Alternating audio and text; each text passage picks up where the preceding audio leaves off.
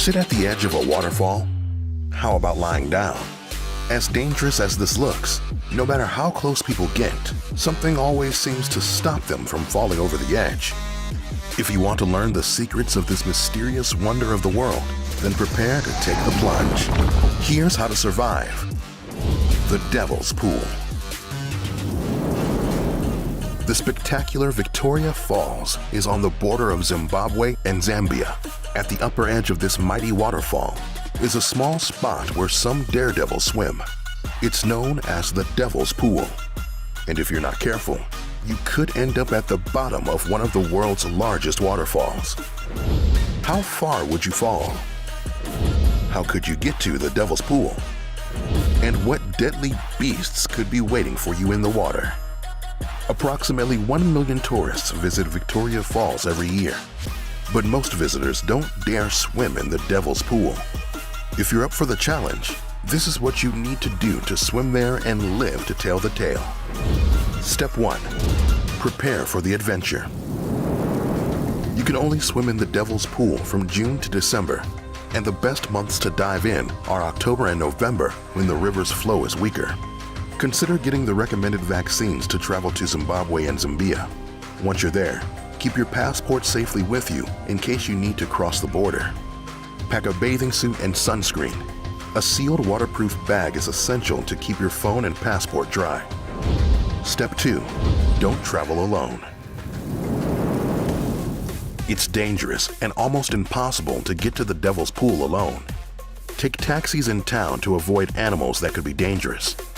You'll need to ride a boat to Livingstone Island and pay for certified guides to take you to the pool. Follow the guide's instructions and don't wander around. Don't cross the border illegally into Zimbabwe and Zambia, or you could get arrested. Step 3. Throw rocks in the river.